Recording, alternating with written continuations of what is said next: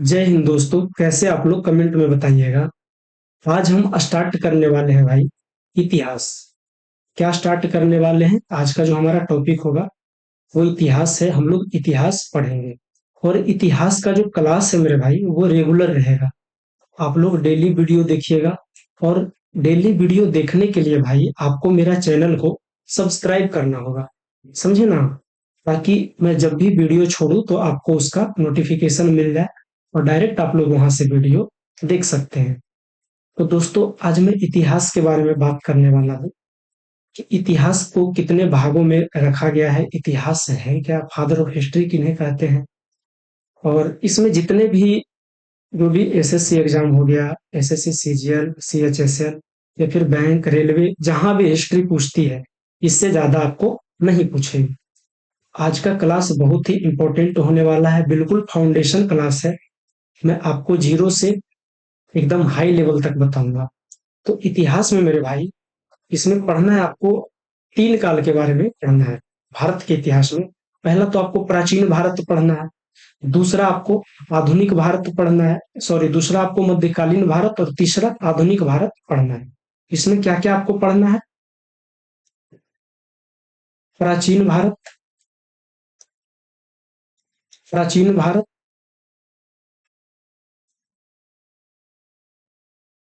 मध्यकालीन भारत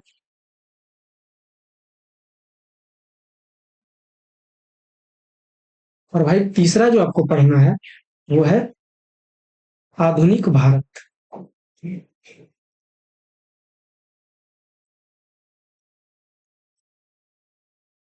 यही तीन चीज में आपका पूरा इतिहास खत्म होता है। इसमें प्राचीन भारत में क्या पढ़ना है, मध्यकालीन भारत में क्या पढ़ना है और आधुनिक भारत में क्या पढ़ना है। तो इसका पहले आप लोग सिलेबस समझ लीजिए कि प्राचीन भारत में हमें क्या पढ़ना है। तो दोस्तों, हम पहला एक बार सिलेबस देख लेते हैं क्या क्या पढ़ना है प्राचीन भारत में।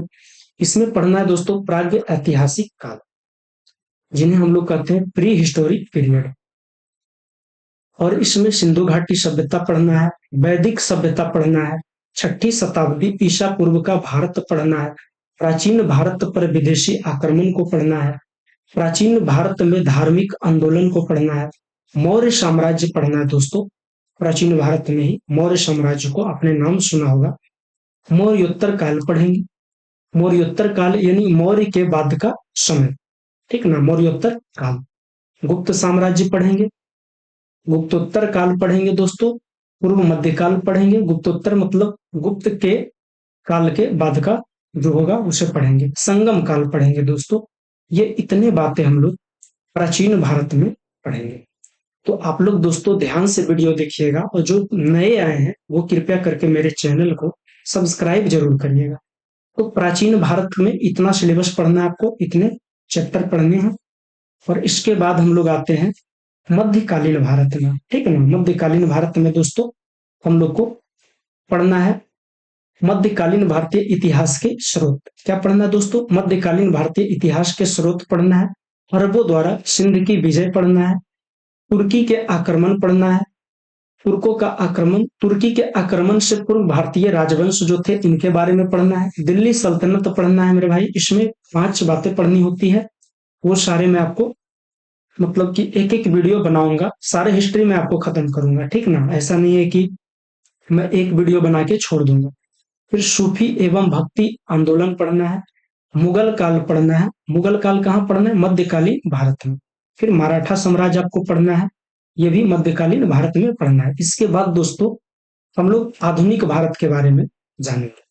आधुनिक भारत के बारे में जानने से पहले इसका जो सिलेबस है ये भी हम लोग जान लेते हैं। अभी हम सिलेबस बता रहे हैं, तुरंत मैं आपको स्टार्ट करूंगा, क्लास आपकी स्टार्ट करूंगा।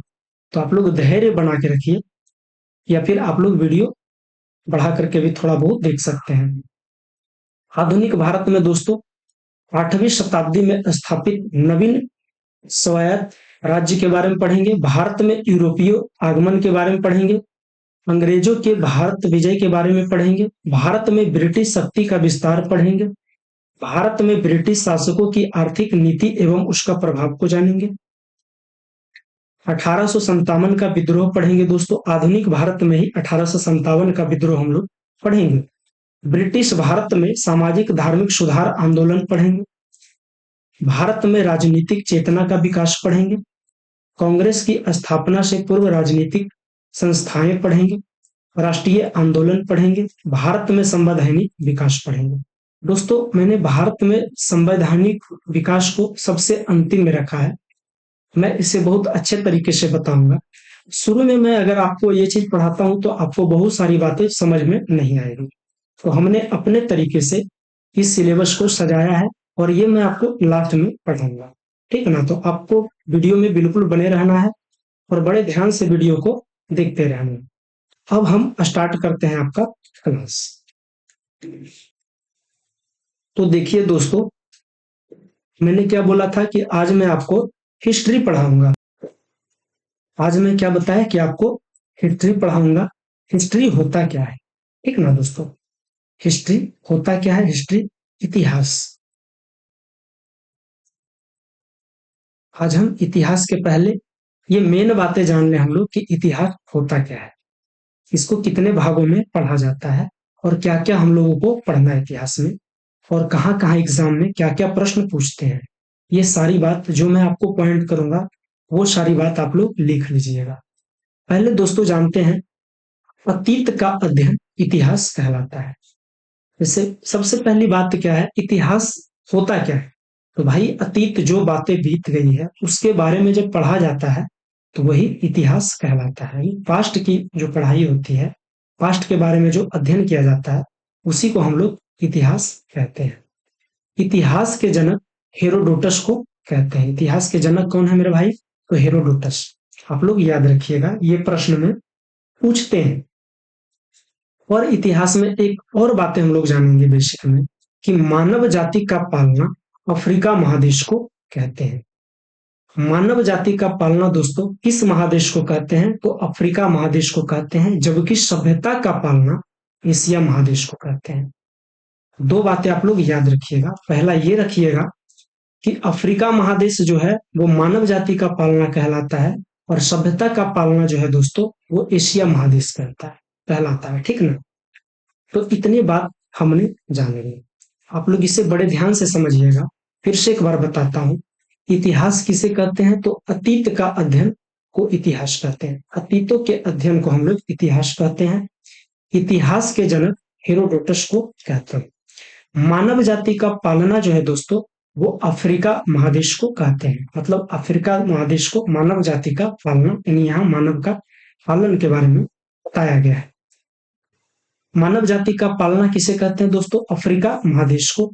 जबकि सभ्यता का पालना दोस्तों एशिया महादेश को कहा गया है। अब हम लोग जानेंगे दोस्तों इतिहास को पढ़ना कैसे। इतिहास को दोस्तों 3 खंडों में बांटा गया है। इतिहास को कितने खंडों में बांटा गया है? 3 भागों में इतिहास को बांटा गया है। जिसमें दोस्तों हम लोग पहले पढ़ेंगे प्राग्ञ ऐतिहासिक काल, उसके बाद पढ़ेंगे आद्य ऐतिहासिक काल, और उसके बाद पढ़ेंगे तीसरे नंबर में ऐतिहासिक काल। पहले में हम लोग क्या पढ़ेंगे दोस्तों? Pre historic period. दूसरे में हम लोग पढ़ेंगे प्रोटो हिस्टोरिक पीरियड, और तीसरे में हम लोग क्या पढ़ेंगे? Historical period. तो इतिहास में हम लोग 3 टाइप से पूरे इतिहास को पढ़ लेंगे। तो देखते हैं दोस्तों। और जो प्राग्ञ ऐतिहासिक काल है दोस्तों, इसी में आपको इसी में दोस्तों पूरा पाषाण काल इसी में पढ़ा जाएगा। ठीक है ना? ये जो है इसी में हम लोग पूरा पाषाण काल पढ़ेंगे।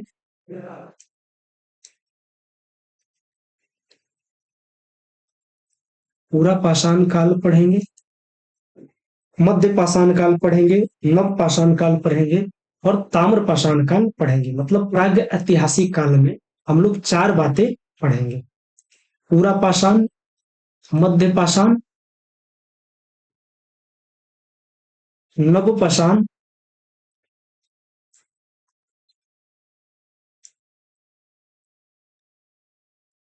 और दोस्तों ताम्र पाषाण। 4 बातें हम लोग पढ़ेंगे इसमें। क्या क्या पढ़ेंगे दोस्तों? पूरा पाषाण काल, मध्य पाषाण काल, नव पाषाण काल और ताम्र पाषाण काल पढ़ेंगे। और आद्य ऐतिहासिक काल में हम लोग पढ़ेंगे दोस्तों, क्या क्या पढ़ेंगे इसमें? सिंधु सभ्यता,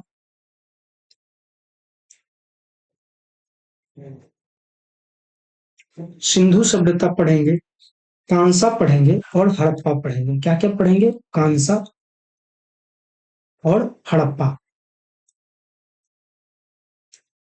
ये दोस्तों हम लोग आद्य ऐतिहासिक काल में पढ़ेंगे। और ऐतिहासिक काल में दोस्तों प्राचीन काल, मध्यकाल, आधुनिक काल, नेहरू काल और दुनिया के बारे में हम लोग पढ़ेंगे। तो ये हो गया इतिहास में हम लोग को पढ़ना है भाई। तो आज जो हम इतिहास को स्टार्ट करने वाले हैं, इसमें हम लोग पढ़ेंगे प्राग्ञ ऐतिहासिक काल के बारे में। क्या पढ़ेंगे? प्राग्ञ ऐतिहासिक काल के बारे में आज हम लोग का पहला क्लास है। हम लोग सीखते हैं प्राग्ञ ऐतिहासिक काल के बारे में, जानते हैं दोस्तों। तो वीडियो में बिल्कुल ध्यान से बने रहिए और बड़े मजेदार तरीके से आप लोग सीखते रहिए। प्राग्ञ ऐतिहासिक काल होता क्या है, ठीक ना? तो आप लोग पहले ये जान लीजिए प्राग्ञ ऐतिहासिक काल होता क्या है। इतिहास का वह समय जिसमें मानव लिखना पढ़ना नहीं जानता था। इसकी जानकारी केवल पुरातात्विक साक्ष्य से मिली है। इसके अंतर्गत पाषाण काल को रखते हैं। दोस्तों जो प्राग्ञ ऐतिहासिक काल था, इस काल में मानव पढ़े लिखे नहीं होते थे। तो इसका साक्ष्य दोस्तों हम लोग को कहाँ से मिला? तो ये पहाड़ पे जो चित्र है ना, यहाँ से मिला है। और जैसे कुछ चीजें हो गई यहाँ के जो साक्ष्य मिली है, पत्थर के औजार, पत्थर पे लिखा हुआ जो पेंटिंग होता है, तस्वीर होता है, ये सब से हम लोग को इसका साक्ष्य मिला है। इसी यही सबसे हम लोग प्राग ऐतिहासिक काल के बारे में जानते हैं। और इसमें दोस्तों प्राग ऐतिहासिक काल में ही पाषाण काल को रखा गया है, जिसमें हम लोग पूरा पाषाण काल, मध्य पाषाण काल, नव पाषाण काल और ताम्र पाषाण काल को भी पढ़ते हैं। तो पहले हम देखते हैं पाषाण काल को। क्या देखते हैं दोस्तों? पाषाण काल को। पाषाण काल के बारे में आप लोग समझ गए। पाषाण के मतलब पत्थर होता है भाई, पत्थरों के समय को ही हम लोग पाषाण काल कहते हैं। तो पाषाण काल में हम लोग जानेंगे कि वह समय जब मानव पत्थर के औजार एवं हथियार का उपयोग करता था, पाषाण काल कहलाता है। पाषाण काल किसे कहते हैं दोस्तों? जब मानव पत्थर के औजार एवं हथियार का उपयोग करता था, पाषाण काल कहलाता है। भारत में सर्वप्रथम 1863 ईस्वी में रॉबर्ट ब्रूस फ्रूट ने पाषाणकालीन सभ्यता की खोज की है। अगर हमारा प्रश्न करता है दोस्तों एग्जाम में, हमें क्वेश्चन आता है कि पाषाणकालीन सभ्यता की खोज किसने की है, तो 1800 किसने की है? तो रॉबर्ट ब्रूस फ्रूट ने। पाषाणकालीन सभ्यता की खोज किसने की है दोस्तों? तो रॉबर्ट ब्रूस फ्रूट ने। कब? तो 1863 ईस्वी में। आप लोग याद रखिएगा। भारतीय पुरातात्विक का पिता किसे कहा गया है? तो सर अलेक्जेंडर कनिंघम को। भारतीय पुरातात्विक का पिता किन्हें कहा गया है? तो सर अलेक्जेंडर कनिंघम को। आप लोग याद रखिएगा। पाषाणकालीन सभ्यता की खोज किसने की अगर पूछेगा, तो रॉबर्ट ब्रूस फ्रूट ने। और भारतीय पुरातत्व के पिता किन्हें कहा गया है? तो सर अलेक्जेंडर कनिंघम को। और दोस्तों भारत का पुरातात्विक संग्रहालय जो है, भारत में जहां से पुरातात्विक जो साक्ष्य मिलते हैं और इसका जो जहां रिसर्च होता है, तो ये संग्रहालय कहाँ है? तो ये भोपाल में। इसका नाम है इंदिरा गांधी मानव संग्रहालय। क्या है दोस्तों? इंदिरा गांधी मानव संग्रहालय, जो कहाँ है दोस्तों? भोपाल में। ये संस्कृति मंत्रालय के अंदर आता है। तो इतना बात आप लोगों ने पाषाण काल के बारे में जान लिया। और जान लेते हैं थोड़ा सा, मिलने वाली धातु के आधार पर नामकरण जो किए हैं वो कौन किए हैं? क्रिश्चियन थॉमस ने। मिलने वाले धातु के आधार पर नामकरण किसने किए हैं? क्रिश्चियन थॉमस ने। अगर प्रश्न पूछता है कि पहले पूछेगा अगर कि पाषाण काल किसे कहते हैं, तो वह समय जब मानव पत्थर के औजार एवं हथियार का उपयोग करता था, उस काल को हम लोग पाषाण काल कहते हैं दोस्तों। और भारत में सर्वप्रथम 1863 ईस्वी में रॉबर्ट ब्रूस फ्रूट ने पाषाणकालीन सभ्यता की खोज की थी। अगर प्रश्न करेगा कि पाषाणकालीन सभ्यता की सर्वप्रथम खोज किसने किया था, तो रॉबर्ट ब्रूस फ्रूट ने। कब किया था दोस्तों? तो 1863 ईस्वी में। आप लोग याद रखिएगा। अगला प्रश्न आपसे पूछ सकता है कि भारतीय पुरातत्व का पिता किन्हें कहा गया है? आप लोग बताइएगा। सर अलेक्जेंडर कनिंघम को। आपको याद हो गई होगी बातें। आप लोग ध्यान से सुनिए, सारी की सारी बात आपको याद हो जाएगी। अगला प्रश्न आपसे पूछ सकता है कि इंदिरा गांधी मानव संग्रहालय कहाँ है दोस्तों? तो ये है भोपाल में। और ये किसके अंतर्गत में आता है? तो सांस्कृतिक मंत्रालय के अंतर्गत। इसके बाद जो है दोस्तों, मिलने वाले धातु के आधार पर नामकरण किसने किया है? तो क्रिश्चियन थॉमस ने। मिलने वाले धातु के आधार पर नामकरण किसने किया है भाई? तो क्रिश्चियन थॉमस ने किया है। और लिखावट के आधार पे नामकरण जो जॉन ब्रुश ने किया है। किसने किया है? लिखावट के आधार पे जॉन ब्रुश ने किया है। और मिलने वाले धातु के आधार पर नामकरण क्रिश्चियन थॉमस ने किया है। तो इतना आपको पाषाण काल के बारे में आपको पता चल गया होगा। तो पाषाण काल को मेरे दोस्तों 4 भागों में बांटा गया है।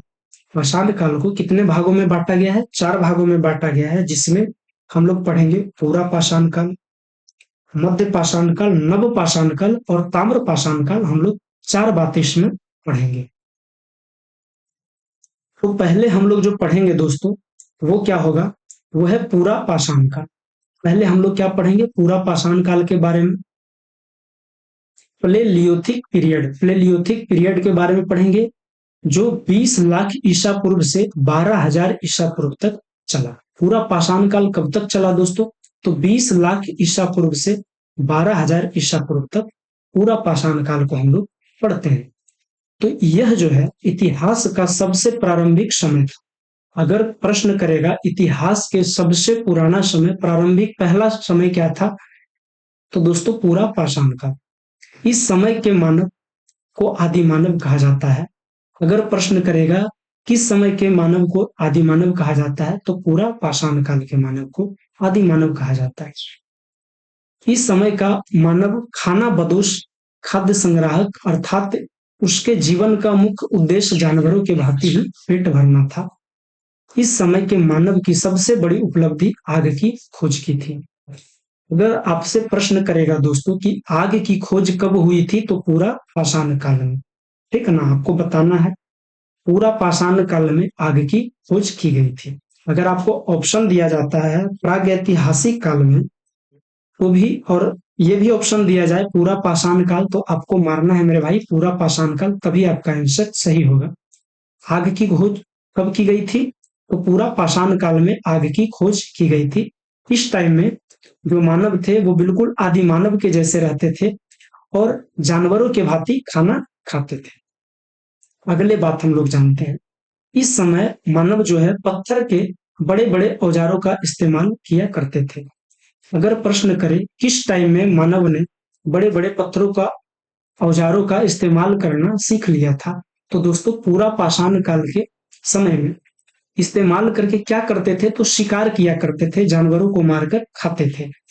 इस समय मानव ने चित्रकारी करना प्रारंभ कर दिया था। बन गए चित्रकार भाई। पूरा पाषाण काल में मानव ने चित्रकारी करना प्रारंभ कर दिया। जो नहीं होता है पत्थर पे फाड़ देना कुछ कुछ वगैरह वगैरह, वही सब करना इन्होंने प्रारंभ कर दिया था पूरा पाषाण काल में। और इसके बाद दोस्तों इन्होंने भीम बेटिका की गुफाओं में पूरा पाषाण काल के चित्र देखने को मिला है। अगर दोस्तों पूछा जाए कि पूरा पाषाण काल के चित्र कहाँ देखने को मिलते हैं, तो भीम बेटिका की गुफाओं में। कहाँ दोस्तों? भीम बेटिका की गुफाओं में। और भीम बेटिका की जो गुफाएं हैं दोस्तों, वो अब्दुल्लागंज में, रायसेन अब्दुल्लागंज में है, जो मध्य प्रदेश में पड़ता है। किस स्टेट में पड़ता है? एमपी में पड़ता है, अब्दुल्लागंज रायसेन। भीम बेटका की गुफाओं कहाँ है दोस्तों? आज तो मध्य प्रदेश के अब्दुल्लागंज रायसेन में स्थित है। और यहाँ पे पूरा पाषाण काल के चित्र देखने को मिलते हैं। अब इसके बाद ये हो गया पूरा पाषाण काल हमने पढ़ लिया। अब दोस्तों हम लोग पढ़ेंगे मध्य पाषाण काल के बारे में।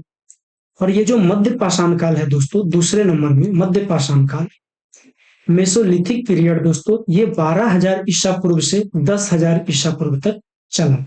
12,000 ईसा पूर्व से 10,000 ईसा पूर्व तक हम लोग क्या पढ़ते हैं? मध्य पाषाण काल को पढ़ेंगे, मेसोलिथिक पीरियड को हम लोग पढ़ेंगे। तो दोस्तों इस काल के बारे में सर्वप्रथम जो जानकारी है वो कार्ल लाइल ने 1867 ईस्वी में दिए हैं। मध्य पाषाण काल की सर्वप्रथम जानकारी किसने दिया दोस्तों? तो कार्ल लाइल ने 1857 ईस्वी में दिए। यह पूरा पाषाण के बाद का काल था। ये जो है पूरा पाषाण काल के बाद का समय था। इस समय में मानव के हथियार छोटे आकार के थे, इसलिए इन्हें माइक्रोलिथ भी कहते हैं।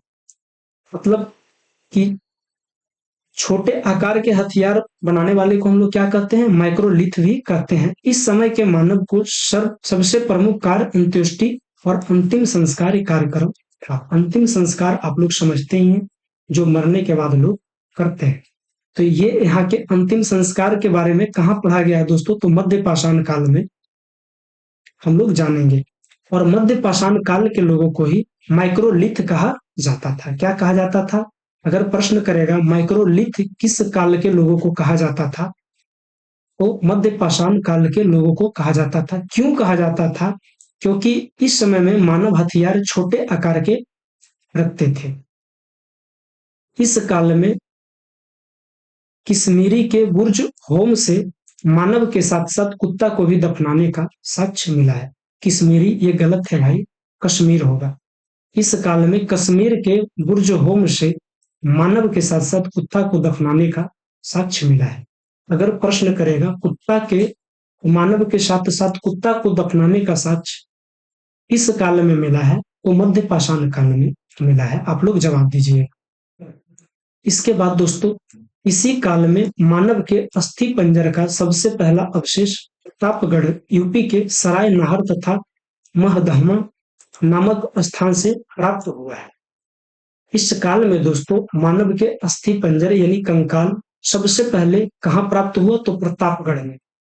अगर प्रश्न करेगा कि कंकाल जो है वो किस काल, मानव के कंकाल किस काल में मिले हैं, तो वो जो है दोस्तों ये मध्य पाषाण काल में मिले हैं। कहां से इसका अवशेष प्राप्त हुआ है? तो प्रतापगढ़ यूपी से, नाहर दो जगह से मिला है, नाहर तथा महदहा से, यहां से प्राप्त हुआ है। इसके बाद हम लोग जानेंगे दोस्तों तीसरा नंबर में नव पाषाण काल। नव पाषाण या उत्तर पाषाण भी इसे हम लोग कहते हैं। तो अब हम लोग जानते हैं नव पाषाण काल, नियोलिथिक पीरियड के बारे में हम लोग जाने, जो कि दोस्तों 10,000 ईसा पूर्व से 3,000 ईसा पूर्व तक चला है। ये जो उत्तर पाषाण काल है या इसे नव पाषाण काल कहिए, ये कब तक चला है? 10,000 ईसा पूर्व से 3,000 ईसा पूर्व तक चला है। तो दोस्तों क्या आप लोग को दिमाग में ये बातें सेट हो रही है जो मैं आपको बता रहा हूं? अगर हो रही है तो आप लोग कमेंट में जरूर बताइएगा। कैसा लगा क्लास आप लोग जरूर बिल्कुल बताइएगा हमें कमेंट में। तो हम क्या बता रहे हैं दोस्तों? नव पाषाण काल या उत्तर पाषाण काल, नियोलिथिक पीरियड, जो कि दोस्तों 10,000 ईसा पूर्व से 3,000 ईसा पूर्व तक चला है। इस काल के बारे में सर्वप्रथम जानकारी किसने दिया? तो सर जॉन लुवाक ने। सर जॉन लुवाक ने 1865 ईस्वी में इस काल के बारे में जानकारी दी है। किसने दिए हैं भाई? तो सर जॉन लुवाक ने 1865 ईस्वी में नव पाषाण या उत्तर पाषाण काल के बारे में जानकारी दी है। इस काल में मानव ने अस्थाई आवास बना लिया था। अगर प्रश्न करेगा एग्जाम में दोस्तों कि अस्थाई आवास मानव ने किस काल में बना लिया था, तो नव पाषाण काल में बना लिया था। साथ ही में कृषि तथा पशुपालन भी प्रारंभ कर दिया था। और नव पाषाण काल में ही दोस्तों कृषि तथा पशुपालन भी मानव ने स्टार्ट कर दिया था। मानव ने इस काल में पहिया तथा मनका का खोज किया था। मनका जिसे हम लोग घड़ा भी कहते हैं, मिट्टी का जो घड़ा होता है ना, इसका खोज किए थे पहिया। तो पहले इस टाइप का पहिया बनाए थे, लेकिन चलते चलते धीरे धीरे ये इस टाइप का होते गया, समझे ना। फिर ऐसे ही चलते चलते धीरे धीरे ये गोल हो गया। तो भाई इस टाइप से इन्होंने पहिए का आविष्कार किया। फिर इन्होंने मनका जो घड़ा होता है इसका आविष्कार किया। और नव पाषाण काल में ही लोग अस्थाई घर बना के रहने लगे, एक गांव बसने लगा। समझो कि गांव का इसी समय में गांव बसाया जाने लगा, ठीक ना। इसके बाद दोस्तों कर्नाटक के मैसूर के पास संगनकल्लु नामक नवपाषाणकालीन पुरा स्थल से राख के टीले प्राप्त हुए हैं। अगर प्रश्न आएगा दोस्तों कि राख के टीले किस काल में प्राप्त हुए हैं, तो नव पाषाण काल या उत्तर पाषाण काल में। और राख के टीले दोस्तों कहाँ मिले हैं, तो मैसूर के संगनकल्लु नामक, जो मैसूर में मिले हैं, कर्नाटक के मैसूर के पास एक संगनकल्लु जगह है जहां पे राख के टीले मिले हैं। आप लोग इसे याद रखिएगा, ठीक ना दोस्तों। पशुपालन का साक्ष्य भारत में आदमगढ़ तथा बागौर से प्राप्त हुआ है। पशुपालन का साक्ष्य जो है, पशुपालन का जो है ना, जैसे कैसे मान रहे हैं लोगों, इस समय में पशुपालन किया जाता था, तो कहीं इसका साक्ष्य मिला होगा। ये कहाँ मिला है, तो आदमगढ़, जो यूपी एमपी में पड़ता है, तथा बागौर में। आदमगढ़ एक यूपी में भी पड़ता है, एक आदमगढ़ एक एमपी में भी पड़ता है, और तथा बागौर जो राजस्थान में पड़ता है, ठीक ना। आदमगढ़ में प्राप्त हुआ और बागौर राजस्थान में प्राप्त हुआ है पशुपालन का साक्ष्य। और मानव द्वारा पाला गया सबसे पहला पशु क्या था दोस्तों, ये अक्सर प्रश्न में पूछ देता है, लोग इसे याद रखिएगा, ठीक ना, कि मानव द्वारा पाला गया सबसे पहला पशु कौन था, तो कुत्ता। इसके बाद दोस्तों कुछ नोट्स हम लोग जान लेते हैं। क्या जान लेंगे दोस्तों, कुछ नोट्स के बारे में हम लोग जान लेंगे। इसके बाद हम आपको बताएंगे ताम्रपाषाण काल के बारे में। तो हमारा जो पहला नोट्स है भाई, ये हम लोग जानेंगे मेहरगढ़। मेहरगढ़ ये जो है दोस्तों, ये पाकिस्तान के बलूचिस्तान में स्थित है। यहां से सर्वप्रथम 7000 ईसा पूर्व सुलेमान और किरथर पहाड़ियों के बीच कृषि का साक्ष्य मिला है, जहां पे जौ और गेहूं मिली थी। क्या मिला है दोस्तों, जौ और गेहूं मिला है। मेहरगढ़ ये कहाँ है, तो ये पाकिस्तान में है, ठीक ना। तो ये पाकिस्तान के एक बलूचिस्तान जगह है, यहाँ स्थित है मेहरगढ़। यहाँ से सर्वप्रथम 7000 ईसा पूर्व सुलेमान एवं किरथर पहाड़ियों के बीच कृषि का साक्ष्य मिला है। अगर पूछेगा कृषि का साक्ष्य कहाँ मिला है, तो सुलेमान एवं किरथर पहाड़ियों के बीच में, जहां दोस्तों जौ और गेहूं के साक्ष्य मिले हैं। अगला जो नोट्स है आपका, बुर्ज होम, यह जो है दोस्तों, ये कश्मीर में अवस्थित है। यहाँ गर्ताबास का प्रमाण मिला है, और यहाँ से मालिक के साथ साथ कुत्ते को दफनाने का साक्ष्य भी मिला है। बुर्ज होम में क्या क्या मिला है दोस्तों, गर्ताबास का प्रमाण मिला है, और मालिक के साथ साथ कुत्ते को दफनाने का भी साक्ष्य मिला है। चौथी जो बातें हैं दोस्तों, गुफ कराल। गुफ कराल क्या है दोस्तों, यहाँ से मृद भांड का पहला प्रमाण मिला है। मृद भांड का पहला प्रमाण कहाँ मिला है दोस्तों, तो गुफ कराल से, ठीक ना, आप लोग याद रखिएगा। इसके बाद दोस्तों चौथा में है कोल्डिहवा। कोल्डिहवा जो है दोस्तों, यह उत्तर प्रदेश के बेलन घाटी में स्थित है। कोल्डिहवा कहाँ है, उत्तर प्रदेश के बेलन घाटी में स्थित है। यहाँ पर चावल का प्राचीनतम, सबसे पुराना चावल का साक्ष्य मिला है, तो 6000 ईसा पूर्व पहले मिला था। 6000 ईसा पूर्व पहले मिला था। उत्तर प्रदेश के बेलन घाटी में स्थित क्या है दोस्तों, कोल्डिहवा। कोल्डिहवा कहाँ है, उत्तर प्रदेश के बेलन घाटी में स्थित है। यहाँ पर चावल का प्राचीनतम साक्ष्य मिला है। कितने वर्ष पूर्व मिला है, तो 6000 ईसा पूर्व मिला है। पांचवा में है भाई चिरांद। यह बिहार के सारण जिले में स्थित है।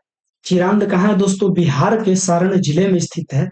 यहाँ से प्रचुर मात्रा में हड्डी के उपकरण प्राप्त हुए हैं। हड्डी के उपकरण कहाँ प्राप्त हुए हैं दोस्तों, चिरांद में, जो कहाँ है, बिहार के सारण जिले में। यहाँ से प्रचुर मात्रा में हड्डी के उपकरण प्राप्त हुए हैं। छठे नंबर में है दोस्तों लेहुरा देह। लेहुरा देह, यहाँ से नवीनतम सबसे प्राचीन चावल का साक्ष्य मिला है। नवीनतम प्राचीन चावल का साक्ष्य मिला है, जो 9000 ईसा पूर्व और 7000 ईसा पूर्व के बीच में प्राप्त हुआ है, ठीक ना, आप लोग इसे याद रखिएगा। दमदमा एक जगह है भाई, यहाँ एक ही कब्र से 3 मानव कंकाल मिले हैं। दमदमा में क्या मिला है, एक ही कब्र से 3 मानव कंकाल मिले हैं। एक ही कब्र से 3 मानव कंकाल कहाँ मिले हैं, दमदमा में। आप लोग इसे याद रखिएगा। अब हो गया दोस्तों, 3 बातें ने हमने जान ली। क्या क्या जान लिए, पूरा पाषाण काल, मध्य पाषाण काल, नव पाषाण काल। अब हम लोग जानते हैं भाई ताम्र पाषाण काल के बारे में। क्या जानेंगे दोस्तों, ताम्र पाषाण काल के बारे में। तो दोस्तों ताम्र पाषाण काल, यह पाषाण काल का अंतिम समय था। पाषाण काल का अंतिम समय क्या था, अगर पूछेगा कि पाषाण काल का प्रारंभिक समय क्या था, पूरा पाषाण काल, और अगर पूछेगा ताम्र काल का पाषाण काल का अंतिम जो समय था वो क्या था, तो ताम्र पाषाण काल, यह पाषाण काल के अंतिम समय था दोस्तों। इस समय तांबे की खोज हुई थी। ताम्र पाषाण काल में ही तांबे की खोज हुई थी, इसी कारण इसका नाम ताम्र पाषाण काल पड़ गया। इस समय में तांबे, सबसे पहले धातु की खोज किस धातु की हुई थी दोस्तों, तो तांबे की धातु की सबसे पहले खोज हुई थी, जिस कारण औद्योगिकीकरण शुरू हो गई। इसी औद्योगिकीकरण के विकसित रूप से सिंधु सभ्यता में देखने को मिलता है। औद्योगिकीकरण को विकसित रूप से किस सभ्यता में देखने को मिलता है, तो सिंधु सभ्यता में देखने को मिलता है। ताम्र पाषाण काल के लोग मुख्यतः ग्रामीण समुदाय बनाकर रहते थे। इस समय में दोस्तों लोग गांव बसाकर रहने लगे। आहार एवं गिलुंद पुरास्थल राजस्थान के बनास घाटी क्षेत्र में फैले हुए ताम्रपाषाण बस्तियां हैं। ताम्रपाषाण बस्तियां कहाँ है दोस्तों, गिलुंद। आहार एवं गिलुंद पुरा स्थल है जो राजस्थान के बनास घाटी में फैला हुआ है। आहार का प्राचीन नाम क्या था दोस्तों, आहार के जो पुराना नाम था वो था ताम्बवती, अर्थात तांबा वाली जगह। ताम्बवती अर्थात तांबा वाली जगह, ये आहार का प्राचीन जो पुराना नाम है वो है। अब दोस्तों मालवा मृदभांड ताम्रपाषाण युग का सर्वोत्तम मृदभांड माना गया है। अभी मैंने बताया था कुछ टाइम पहले आपको कि मृदभांड कहाँ मिला है, ये चीज मैंने आपको बताया था। और अब जो हम बता रहे हैं दोस्तों, यही मालवा मृदभांड ताम्रपाषाण युग का सर्वोत्तम मृदभांड माना गया है। यहां तक कि आज मैंने आपको बताया दोस्तों। और एक बात और इसमें है, बिहार में सेनुवार, सोनपुर और ताराडीह तथा पूर्वी उत्तर प्रदेश में खैराडीह और नरहन ताम्रपाषाण कालीन। ताम्रपाषाण कालीन कौन कौन सा जगह है दोस्तों, तो बिहार में सेनुवार, सोनपुर और ताराडीह तथा पूर्वी उत्तर प्रदेश में खैराडीह और नरहन ताम्रपाषाण कालीन युग है। महिष दल पश्चिम बंगाल के ताम्रपाषाण बस्तियां हैं। महिष दल जो है दोस्तों ये पश्चिम बंगाल में पड़ता है। महिष दल कहाँ पड़ता है, पश्चिम बंगाल में। ये ताम्रपाषाण बस्तियां हैं, यानी वहां की गांव है। नबदा टोली मध्य प्रदेश का एक महत्वपूर्ण ताम्रपाषाणी पुरा स्थल है, जिसकी उत्खनन एच.डी. संकालिया ने कराया था। नबदा टोली का उत्खनन किसने करवाया था दोस्तों, तो एच.डी. संकालिया ने। आप लोग इसे याद रखिएगा, नबदा टोली की उत्खनन किसने करवाया था, तो एच.डी. संकालिया ने कराया था। तो ये हो गया दोस्तों, यहां तक के हमने पढ़ लिया। अब कल जो हम पढ़ेंगे दोस्तों, उसमें हम लोग पढ़ेंगे आद्य ऐतिहासिक काल। क्या पढ़ेंगे दोस्तों, आद्य ऐतिहासिक काल। कल जो हम लोग पढ़ेंगे आद्य ऐतिहासिक काल, आप लोग हेडिंग दे दीजिएगा और कल आपको इसका इसी टाइम में आपको वीडियो मिल जाएगा। तो आज तो इतना हो गया दोस्तों। तो अब मेरा एक ही चीज रिक्वेस्ट है दोस्तों, सॉरी एक बातें और इसमें आ गई है कि इनाम गांव ताम्रपाषाण युग के सबसे बड़ी बस्ती थी। ताम्रपाषाण युग की सबसे बड़ी बस्ती क्या थी दोस्तों, इनाम गांव। ताम्रपाषाण युग की सबसे बड़ी बस्ती क्या थी, इनाम गांव। अभी रुक जाइए, कुछ शेष बातें और रह गई है इसमें, हम भूल गए थे, हम आपको वो भी बता देते हैं। कुछ भी नहीं छूटेगा भाई, अगर पूछेगा ताम्रपाषाण युग की सबसे बड़ी बस्तियां कौन सी थी, इनाम गांव, याद रखिएगा आप लोग। इसके बाद यहाँ के लोग विशेषकर मातृ देवी की पूजा करते थे। मातृ देवी की पूजा किस काल के लोग करते थे दोस्तों, तो ताम्रपाषाण काल के लोग करते थे। मानव द्वारा खोजी गई पहली धातु कौन सी थी, तो तांबा। मानव द्वारा खोजी गई पहली धातु क्या थी दोस्तों, तांबा। बच्चों के गलों में तांबे के मनकों का हार पहनाकर उन्हें दफनाने का साक्ष्य महाराष्ट्र के चंदौली और नेवसा बस्तियों में पाया गया है। पहले क्या करते थे कि जब बच्चे डेट कर जाते थे, एक्सपायर कर जाते थे, तो इनके गले में तांबे के मनकों का हार पहनाया जाता था और पहना के इन्हें दफना दिया जाता था। और इसका साक्ष्य दोस्तों कहाँ मिला है? तो महाराष्ट्र के चंदोली और नेवासा में स्टेटाइट और कार्नेलियन ताम्रपाषाण के प्रमुख कीमती पत्थरों में से एक थे। जिनके पास ये वस्तुएं होती थी वे धनी कहलाते थे। ताम्रपाषाण युग के समय में दोस्तों दो पत्थर था, स्टेटाइट और कार्नेलियन। ये सबसे कीमती पत्थर थे ताम्रपाषाण काल के लोगों के लिए। जिनके पास ये पत्थर होती थे दोनों, वे सबसे धनी कहलाते थे। चित्रित मृदभांड, जो चित्रित मृदभांड का सबसे पहले इस्तेमाल ताम्रपाषाण में हुआ था। चित्रित मृदभांड का सबसे पहले इस्तेमाल कहाँ हुआ था दोस्तों? तो ताम्रपाषाण में हुआ था। सर्वप्रथम ताम्रपाषाण जोगों ने, जोगो लिखा गया है भाई, यहाँ लोगो होगा, क्या होगा दोस्तों? लोगो। प्रायद्वीप, भारत में बड़े बड़े गांव बसाए थे। प्रायद्वीप, प्रायद्वीप। सर्वप्रथम ताम्रपाषाण लोगों ने प्रायद्वीप भारत में बड़े बड़े गांव बसाए थे। ताम्रपाषाण युग के लोग लिखने की कला नहीं जानते थे और ना ही वे नगरों में रहते थे, जबकि कांस्य युग के लोग नगरवासी हो गए थे। ताम्रपाषाण के जो लोग थे दोस्तों, ये ना तो लिखने की कला जानते थे और ना ही नगरों में रहते थे, शहर में नहीं रहते थे। नगरों का मतलब शहर होता है, जबकि कांस्य युग के लोग नगरवासी हो गए थे। ये कांस्य युग भी है, वो भी आपको पढ़ना है, हम आगे बताएंगे आपको। और सबसे बड़ी ताम्र उपकरण जो है दोस्तों, वो कहाँ मिला है? वो मध्य प्रदेश के मुंगेरिया से प्राप्त हुआ है। ताम्र उपकरण जो है, सबसे बड़ा जो ताम्र उपकरण है वो कहाँ मिला है? तो मध्य प्रदेश में। कहाँ? तो मुंगेरिया में प्राप्त हुआ है। तो दोस्तों ये हो गया आपका पूरा ताम्रपाषाण की बातें खत्म हो गई अभी तक, ठीक है ना। अब दोस्तों आज क्लास में यहाँ तक खत्म करता हूँ। अगले दिन के लिए आप लोग इंतजार करिए, अगले क्लास के लिए आप लोग इंतजार करिए। अगले दिन में आपको अगला क्लास करा दूँ। तो दोस्तों मैंने जितने बातें आपको बताया इतिहास के बारे में, आज मैंने आपको क्या क्या पढ़ाया दोस्तों? तो आज मैंने आपको प्राग्ञ ऐतिहासिक काल के बारे में बताया, जिसमें मैंने आपको पूरा पाषाण काल बताया, मध्य पाषाण काल बताया, नव पाषाण काल बताया, ताम्र पाषाण काल बताया। यानी पत्थरों का समय मैंने आपको पढ़ा दिया। तो दोस्तों आपने अगर पढ़ लिए, कुछ भी सीखे हमसे, तो भाई एक सपोर्ट तो आपको जरूर बनता है। अगर आपको अच्छा लगे तो मेरे चैनल को सब्सक्राइब कर दीजिए, अपने भाई को एक सब्सक्राइब करके सपोर्ट जरूर करिए, ताकि मैं और अच्छे से अच्छे तरीके से आपके पास सारा कुछ पेश करूं। भाई मैं पहले इसका पीडीएफ बनाता हूँ, लिखता हूँ, उसके बाद मैं आपको समझाता हूँ, ताकि आपको समझाने के लिए मतलब कि टाइम का बचत हो गई। कम टाइम में आपको अच्छे चीज समझा दूं। अच्छे तरीके से समझाने के लिए अच्छे से लिखना पड़ता है, सजाना पड़ता है, भाई इतना मेहनत करते हैं। एक सब्सक्राइब आप लोग जरूर कर दीजिए, एक लाइक कर दीजिए दोस्तों, और एक कमेंट में आप लोग जरूर बताइए। और अगर आपको डेली हमारा क्लास करना है तो आप नोटिफिकेशन को जो बटन है इसे आप लोग ऑन रखिएगा।